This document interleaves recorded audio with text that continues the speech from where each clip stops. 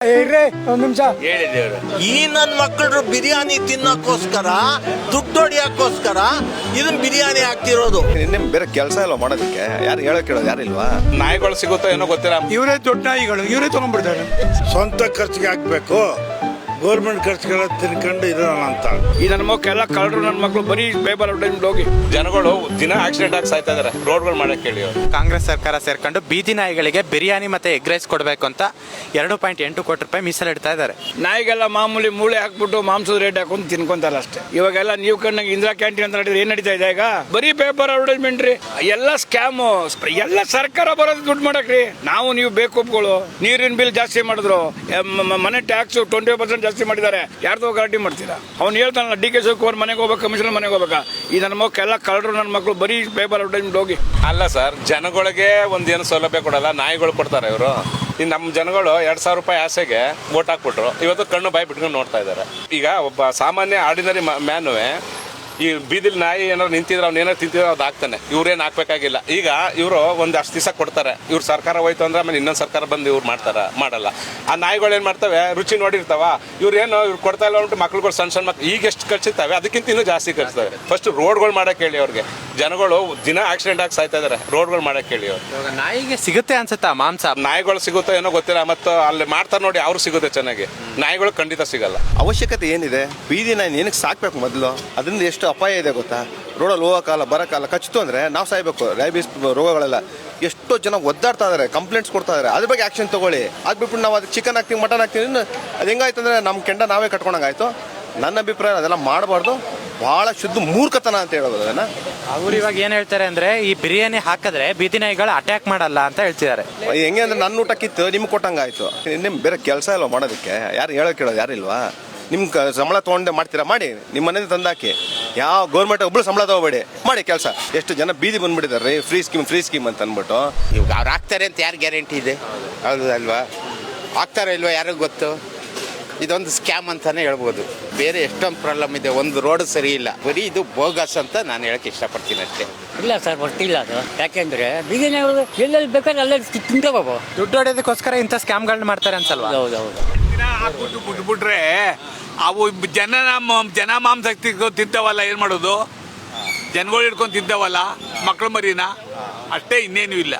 ಇವಾಗ ಒಂದ್ ದಿವಸ ಮಾಂಸ ಹಾಕಿ ಇನ್ನೊಂದ್ ದಿವಸ ಹಾಕದೇ ಇದ್ರೆ ಜನರ ಮೇಲೆ ಅಟ್ಯಾಕ್ ಮಾಡ್ತಾರೆ. ಹೌದು. ಈಗ ಅಲ್ಲಿ ಹಾಕಿ ಜನಗಳ ಮೇಲೆ ತೊಂದರೆ ಕೊಡೋದ್ ಬದಲು ಹಿಡಿದ್ಬಿಟ್ಟು ಅಲ್ಲೆಲ್ಲ ಒಂದು ನಾಯಿ ಡಾಗದ್ದು ಅದೇ ಇದ್ದಿದ್ದು ಹಾಸ್ಪಿಟ್ಲ ಇದೆ ಅಲ್ಲಿ ಇದ್ರೊಳಗೆ, ಅಲ್ಲಿಗೆ ಹಾಕ್ಬಿಟ್ಟು ಹಾಕ್ಲಿ. ಈಗ ಮಾಮೂಲಿ ಹೋಯ್ತಾ ಇದ್ರೆ ಮಕ್ಕಳು ಒಂಟಿ ಇದ್ರೆ ಅಲ್ಲೇ ಹಿಡ್ದು ಕಚ್ತವೆ, ಇನ್ನು ಅಟ್ಯಾಕ್ ಮಾಡ್ತವೆ. ಇದು ಸರಿ ಅಂತ ಕಾಣಿಸಲ್ಲ ನನಗೆ. ಮನುಷ್ಯರಿಗೆ ಮಾಡಕ್ಕೆ ಹೋಗ್ತಿಲ್ಲ, ಇನ್ನು ನಾಯಿಗಳಿಗೆ ಏನು ಮಾಡ್ತಾರೆ ಹೇಳಿ? ಇರೋವ್ರಿಲ್ಲಿ ತಿನ್ನೋಕ್ಕೆ ಬಡವ್ರಿಗೆ ಕೊಡ್ತಾ ಇಲ್ಲ. ನಾಯಿಗಳು ಕೊಟ್ಟು ಏನು ಪ್ರಯೋಜನ? ಎಲ್ಲ ಕಚ್ಬಿಡ್ಲಿ ತಿಳಿ. ನಾಯಿಗಳು ಎಲ್ಲರಿಗೂ ಕಚ್ಬಿಡ್ಲಿ ಅಂತ ಕೊಡ್ತಾ ಇದ್ದಾರೆ. ಇವರೇ ದೊಡ್ಡ ನಾಯಿಗಳು, ಇವರೇ ತಗೊಂಡ್ಬಿಡ್ತಾರೆ.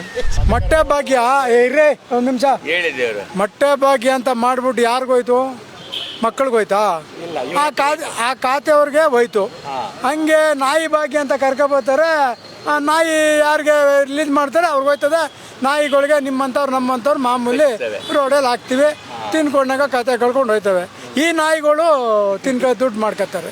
ನಾಯಿಗಳಿಗೆ ಬಿರಿಯಾನಿ ಮತ್ತೆ ಎಗ್ ರೈಸ್ ವ್ಯವಸ್ಥೆ ಮಾಡ್ತಾರಂತೆ, ಏನ್ ಹೇಳ್ತೀರಾ ಸರ್ಕಾರ? ಸರ್, ಅದು ತಪ್ಪು.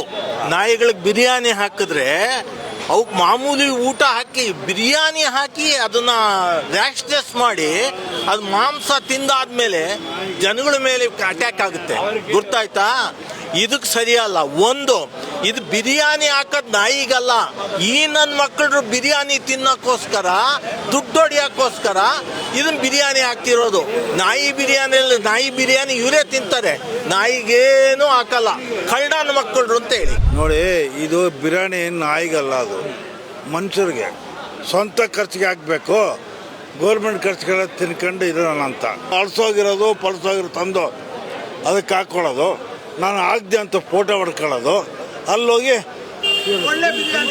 ತಿನ್ಕೊಳ್ಳೋದು. ಇದು ಯಾಕ್ರಿ ಬೇಕಿದಲ್ಲ ರೀ? ನಮ್ಮ ಸ್ವಾತಂತ್ರ್ಯ ಬಂದು ಇಷ್ಟು ದಿವಸ ಆದರೂ ಈ ಮಾತೇ ನಾನು ಕೇಳಿಲ್ಲ ರೀ. ಎಲ್ಲ ರೀ ಇರೋ ಜನಗಳಿಗೆ ಊಟ ಆಗ್ತಾ ಇಲ್ಲ, ಭಿಕ್ಷೆ ಬೇಡ್ತಾವ್ರೆ ಜನಗಳು. ನಾಯಿಗೇನು ಹಾಕ್ತಾರೆ ಇವರು? ಬಂದಿದ್ದೆಲ್ಲ ಬಳ್ಕೊಂಡು ತಿಂತಾವ್ರೆ ಇವರು. ಜನಗಳಿಗೆ ಏನು ಮಾಡ್ತಾರೆ? ಹಾಲಿನ ಬೆಲೆ ಜಾಸ್ತಿ, ಬಚ್ಚಾರ್ ನಮ್ಗಂತ 14 ರೂಪಾಯಿ ಬಚ್ಚಾರ್ ಜಾಸ್ತಿ. ನೀರಿನ ಬಿಲ್ಲು 3,000 ಬರ್ತದೆ, 5,000 ಬರ್ತದೆ. ಕರೆಂಟ್ ಬಿಲ್ 2,000 ಫ್ರೀ ಕೊಟ್ಬಿಟ್ಟು 5,000 ಮಾಡ್ತಾರೆ. ಕಂದಾಯ ಜಾಸ್ತಿ. BBMP ಅಧಿಕಾರಿಗಳು ಏನ್ ಕಾರಣ ಕೊಡ್ತಾರೆ ಅಂದ್ರೆ ನಾಯಿಗಳಿಗೆ ಬಿರಿಯಾನಿ ಎಗ್ ರೈಸ್ ಹಾಕಿದ್ರೆ ಅವು ಅಟ್ಯಾಕ್ ಮಾಡಲ್ಲ, ಅದಕ್ಕೆ ನಾವು ಹಾಕ್ತಾ ಇದೀವಿ ಅಂತ. ಕಚ್ಬಿಡ್ಲಿ ಅಂತ, ಬಂದೆಲ್ಲ ಕಚ್ಚು ಗಾಯ ಆಗ್ಬಿಡ್ಲಿ ಅಂತ. ಇಟ್ಟರೆ ಹಾಸ್ಪಿಟಲ್ ಇಂಜೆಕ್ಷನ್ ಮನಿ 16 ಇಂಜೆಕ್ಷನ್ ತಗೊಳ್ಳಿ, ಅಲ್ಲಿ 3 ಮಂದಿ ಕ್ಯೂ ನಿಲ್ಲಿ, ಜನಗಳನ್ನೆಲ್ಲ ಹಾಳು ಮಾಡಿ ನಾಯಿಗೆ ಹಾಕೋದು ಏನಕ್ಕೆ? ನಾಯಿಗಳಿಗೆ ಇಷ್ಟು ದಿವಸ ಅವೆಲ್ಲ ಬದುಕಿ ಇದು ಮಾಡ್ಲಿವ ಸರ್. ಇವಾಗ ಬಿರಿಯಾನಿ ಹಾಕ್ಬಿಟ್ಟು ಇನ್ನೂ ಹೆಚ್ಚಿಗೆ ಅವು ಮಕ್ಕಳು ಮರಿ ದೊಡ್ಡವರೆಲ್ಲ ಕಚ್ಚಕ್ಕೆ ಅವು ಇನ್ನೂ ಸ್ಟಾರ್ಟ್ ಮಾಡ್ತವೆ. ಅದ್ರ ರುಚಿ ನೋಡಿ ಸರ್ಕಾರದ ಟ್ಯಾಕ್ಸ್ ಹಣನ ಲೂಟಿ ಹೊಡಿಯಕ್ಕೆ ಇದು ಪ್ಲಾನ್. ಮನುಷ್ಯರಿಗೆ ಊಟ ಸರಿಯಾಗಿ ಆಗ್ತಾ ಇಲ್ಲ, ಇನ್ನು ನಾಯಿಗಳಿಗೆ ಏನು ಸರ್ ಮಾಡ್ತಾರೆ ಅವರು.